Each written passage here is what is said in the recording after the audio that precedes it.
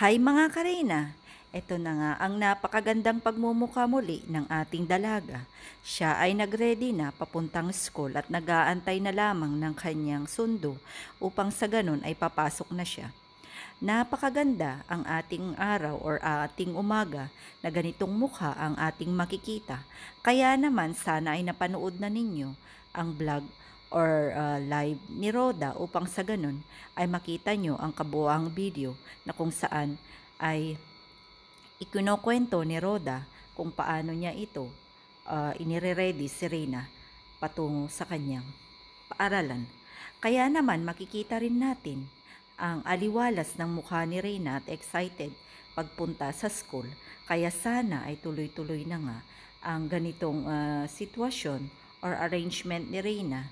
At ayon pa kay Roda, talaga namang nabanggit ni Reyna na magbabakasyon muna or bibisita siya sa kanyang lolo o sa kanyang mama at babalik din siya agad-agad.